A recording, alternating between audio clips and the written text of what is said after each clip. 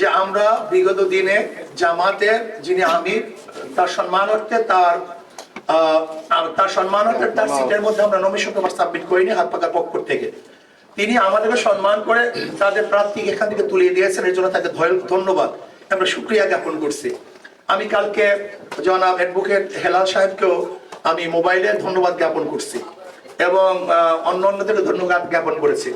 না, বর্তমানে ইসলামী আন্দোলন বাংলাদেশ নতুন ভাবে অন্য কোনো জোটে যাওয়ার এখন পর্যন্ত আর কোনো সুযোগ নেই। আর দ্বিতীয় কথা হলো আওয়ামী লীগের ভোটাররা কাকে সুযোগ তৈরি, শরিয়া ভিত্তিক কোরআন ও সুন্নাহ ভিত্তিক যদি আইন প্রণয়ন তারা করে এবং সুযোগ হয় তাহলে আবার হবে।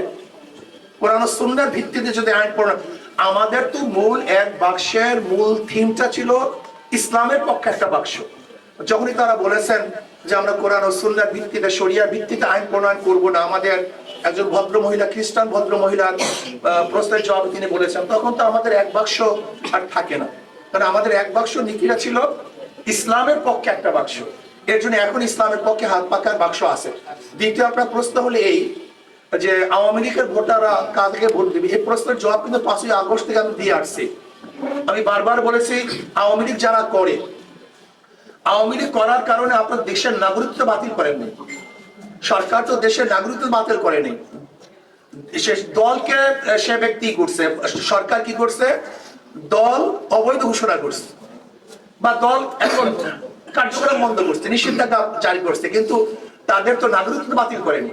যদি তারা দেশের নাগরিক থাকে তাহলে তার নাগরিকত্বের গ্যারান্টি দেওয়ার দায়িত্ব কার, সরকারের। যদি তার বিরুদ্ধে কেস না থাকে, মামলা না থাকে, তাহলে তার নাগরিকত্বের দায়িত্ব, তাকে নিরাপত্তার দায়িত্ব তো সরকারের।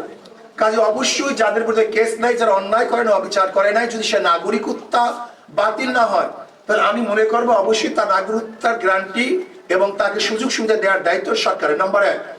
নাম্বার 2, আওয়ামী লীগের ভোটাররা কাকে ভোট দিবে, যাদের মাধ্যমে তারা নিরাপত্তা পাবে, জান মাল ইজ্জত ব্যবসা বাণিজ্য নিরাপত্তা পাবে, তাদেরকে ভোট দিবে।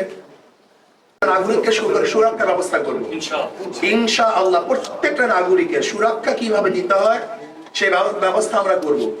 আমি কালকেও কর্মী সম্মেলনে বলেছি, তোমরা খাদেম হও, রাজনৈতিক কাজটাকে খেদমত মনে করো, এটা ভোগের বা ব্যবসার জায়গা মনে করবে না। এটা আমি কালকে আমাদের কর্মীদেরকে বলছি। এর জন্য আমরা মনে করি রাজনৈতিক খেদমত, এটা ব্যবসার জায়গা না। এতদিন ক্ষুধার্ত ছিলাম, এই বক্তব্যটাই হলো আমাদের ধ্বংসের মূল কারণ।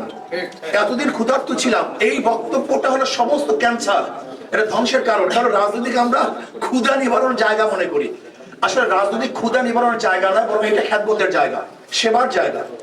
আমি আমাদের নেতা কর্মীদেরকে সেবার জন্য তাকিদ করছি, প্রশিক্ষণ দিচ্ছি, তোমরা সেবা করবে। নাম্বার 1। নাম্বার 2, আপনারা জানেন ইসলাম নারীদেরকে সবচেয়ে বেশি সুরক্ষা দিয়েছে, নারীদের অধিকার বাস্তবায়ন সবচেয়ে বেশি করেছে, কিন্তু ব্রিটিশ এবং পাশ্চাত্যদের যে নিয়ম যে কানুন, তাতে আমাদের নারীদেরকে সুরক্ষা করতে পারে নাই, বরং আমার নারীরা সবচেয়ে বেশি ধর্ষিতা হচ্ছে, ইফতিজির শিকার হচ্ছে। আমার মা বোনরা সবচেয়ে বেশি আজকে বিবাহ বন্ধনের বিচ্ছেদ ঘটাচ্ছে।